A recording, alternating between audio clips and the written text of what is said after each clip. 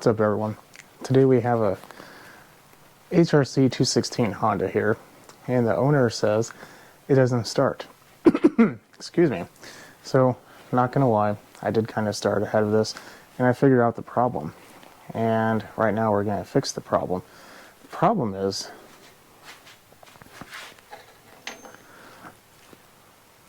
can you see it? Push rod is bent. Now, I'm not 100% sure why it's bent, but we need to replace it. In addition to that, I bought a few extra pieces. So I actually bought the arm, or the rocker, and that part number is 14431-Z as in zebra, E as in echo, 1-00. Got this plate, which, don't know the rock, let me off the top of my head. Got this. That part number, well, it's a arm for the rocker.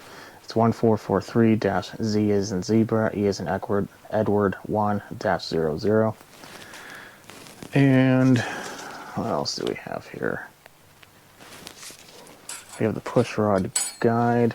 The part number is 14791-Z as in zebra, E as in echo, 1-010. And then finally, the push rod is 14410-Z as in zebra, E as in Edward, 1-010. So, we have all those parts. In addition to that, he mentioned there was a little bit of a leak starting to form, so we're going to finish everything all at the same time. So let's go ahead and take this screw out. You take the screw out right there, and then loosen one right there, and then this whole thing is going to be able to lift up, and we can remove the valve cover. So, first thing we're going to want to check is, does this valve move freely? And it does. So, you can just replace the parts, don't get me wrong. If there's a problem that's causing this to break, all you're going to be doing is wasting parts and money. So it's best that we try to figure out what's causing it first, and then take it from there. Easy one to check is the leak, and so far the gasket seems fine. And then we go from there. So we're going to take this entirely off.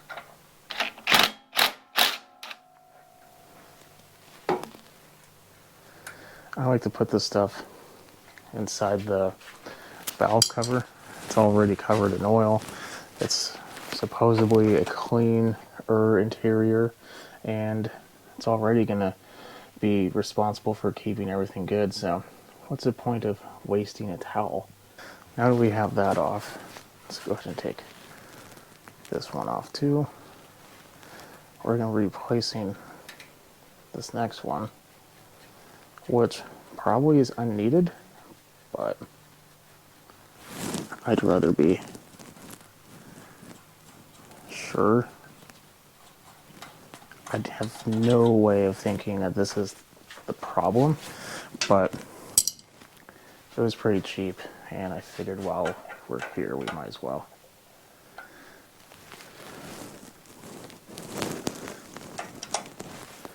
We're going to want to not have any tension on any valve. That way this comes out a lot easier.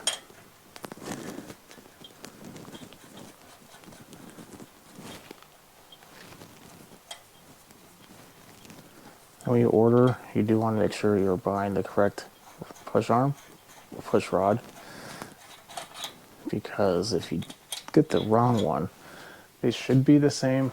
Why risk it, you know?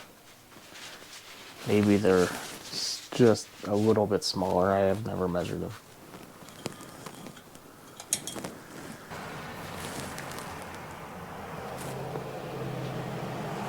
Maybe 12. Yep, 12 millimeter. What we're doing is that little plate bent up. Now, I don't know if you can see it quite yet. We'll look at it later. But that could be the reason why. Maybe it got loose causing problems. Or it could have been the fact that it bent, and then in the bending process, it bent that. Don't know. But I'm thinking, and there's not really anything that I could think of besides a busted cam that would be causing this.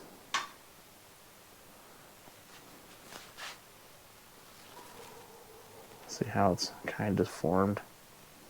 That's what we got, a new one. So first step is we're going to put in our new one. And for this engine in particular, if you were to look this up online and just type in GCV 160, which technically this could be considered or is one, it's going to be different. You're going to want to make sure that you buy the one that actually came with your machine.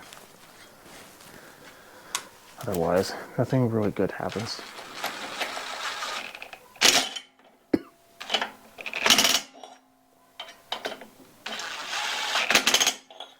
Now that that's done, we can go ahead and put that where it should be. And we'll put our new one where it should be.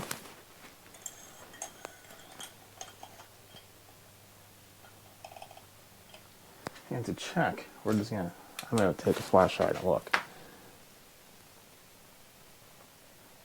Bottom, can't really see. Oh, there we go. Yep, everything looks clean and good. Okay. Now that we have that done, let us go ahead, put the rocker on that one. Now rocker arms, they should be the same. I'm just going to do this until it gets tight.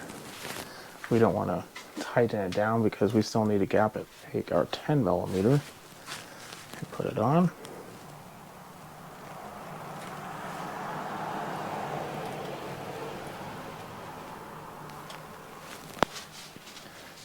And we'll take our new one. The little indent is for the ball on the end of the push rod, and this little extrusion is for the valve. And we'll take our new part.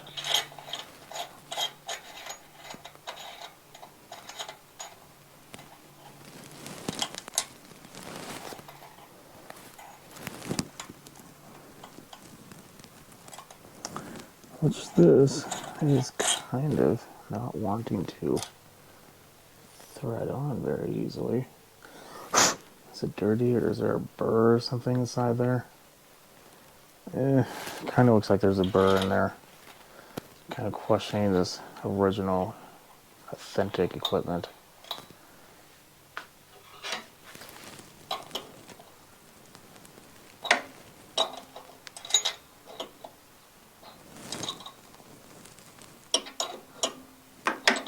Or it could be the fact that it's just brand new. To be honest, I'm not a person that deals with brand new engines all that often. So, stuff like this could be completely normal.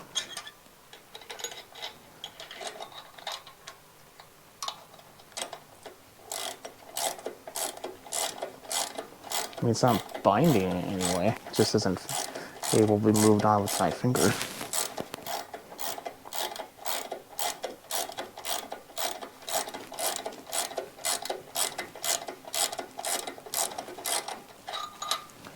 Wow, it's going to take forever.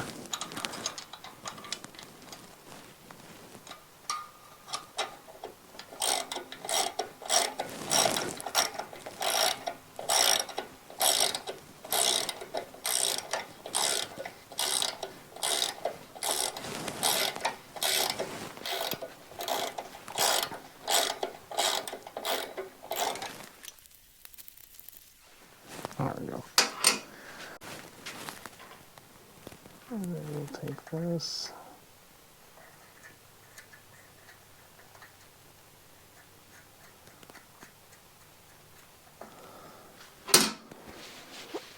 definitely is a lot smoother. So now, take a feeler gauge, and we will get to work. I'm going to start at 6,000ths. Let's give this a pull. We're on the compression stroke. There we go. We just want one of them to go down.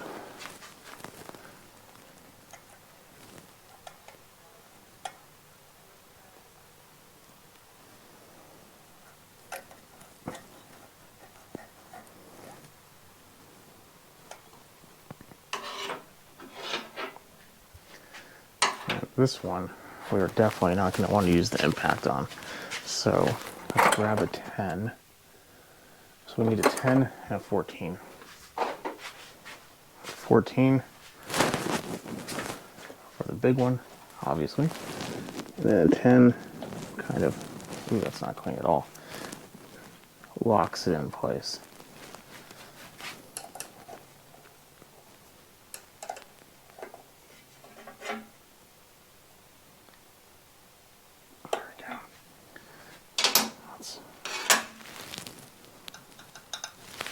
Feels too tight. Yeah, definitely too tight. I'm gonna go undo it, do the same thing for the bottom, and that's it. It's just basically just going back and forth, back and forth. You can do like a 6, or excuse me, like an 8, and then when you're tightening it, inevitably the gap is going to be a little bit less,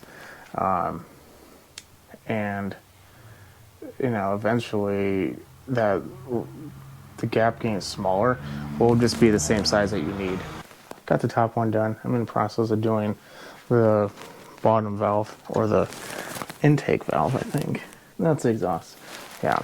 And we're going to do, like I said, the exact same thing, but the thing I did want to point out is I spun the engine around so the intake is now being compressed.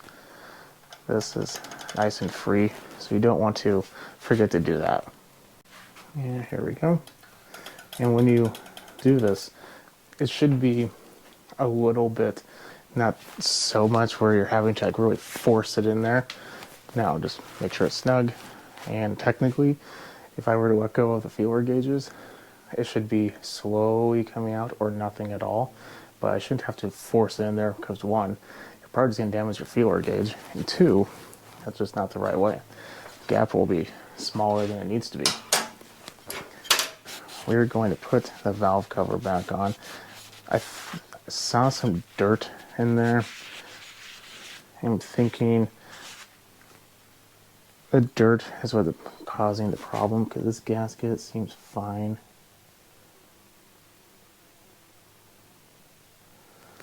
Yeah, it seems fine. The owner of this machine is kind of known for trying to do his repair, which, trust me, it's not anything I'm going to say bad about. But once he gets to a point where it's no longer comfortable, he will stop. And sometimes that can be a bad thing. It's been 1 or 2 times where the saying, well, you can't fix it, you can't break it if it's already broken. No, you can. You can break it even more. You can make the repair even more expensive. Like that. That doesn't feel good. Also forgot to mention, if you were to look down, it's actually propped up on a little brick, well, block. If you have oil in it, which hopefully you do, it will just fall right out. So you have to prop it up a little bit. Let's give it a pull. I'm still trying to figure out what caused this. Now, this machine has no belt for the self-propel. It has a little shaft. And on that little shaft, it goes inside the motor and it connects to the cam. Now, there is a key that will like shear in an event that something jams up. But I can't think of a situation where it would hold the valve open. If anything, it would make the whole engine stop, or it starts shredding gears inside the motor. It wouldn't jam a valve. Then I started thinking a sticky valve, but I was able to move my fingers no problem. My other idea is Not a good one, but maybe, just maybe, there's something inside of the combustion chamber. And potentially it will kind of like bounce around and hit the valve. I don't know. I don't know how that would work. That is kind of a newer looking plug. So maybe they were replacing a plug, something broken there. I don't really know. So I'm going to see if I can't find my little camera. That's what happens when you clean your garage. Oh, it's right here. I know it doesn't look clean, but it is. At least cleaner. And see if I can't find anything peculiar.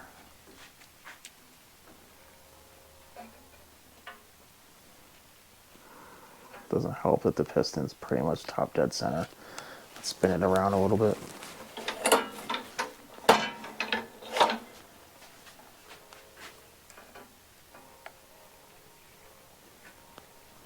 Still is basically top dead center.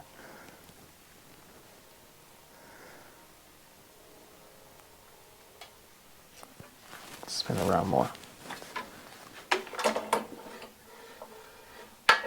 Let's see where we are right there.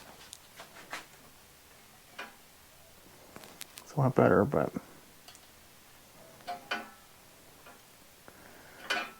if there was something, it should be on the bottom of the cylinder. I'm not seeing anything. So, don't know. I'm thinking potentially that little plate, the guide plate, wore out, got thin, manufacturing defect, something, and jammed up or lost its good connection, not connection, but allows the valve to move, and then the valve, the push rod went in, the rocker was able to move down a little bit, and then the next revolution comes around, push rod pushes a bad part of the rocker. Don't know. I mean, usually when something like this happens, it's because something is pushing back on the valve, or it's stuck, or something like that. It doesn't usually just do that. Something else I was thinking is timing. Maybe it's shared a key. I looked at the flywheel key off camera and it looks fine, and that's kind of the reason why I wanted to look at the cylinder, is I could see if the piston had made contact with the valve, and I didn't see anything like that. So it's a peculiar one, but let's put it down and give it a pull and see if she has compression now. Okay, we have everything connected and ready, so it should be. Actually, no, we don't. I need to put that back in there. That would be not very good if I forgot that. Let me find that bolt, and then I'll put that back in. Got it running. Oh, I found the bolt. Fell on the ground, of course. Anyway, moving forward. Choke. It's definitely compression.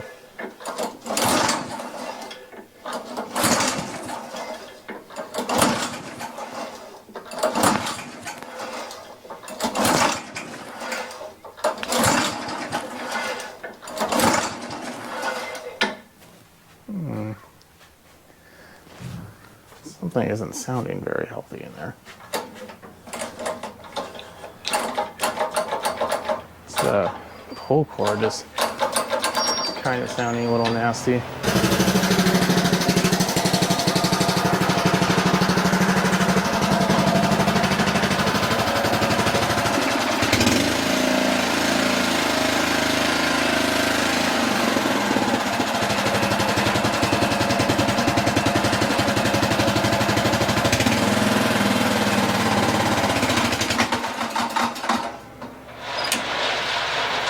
I think that was just because it was too low on RPM, but it seems to be working.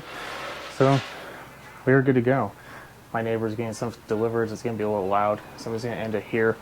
If you are having a lack of compression on these engines, check the valves.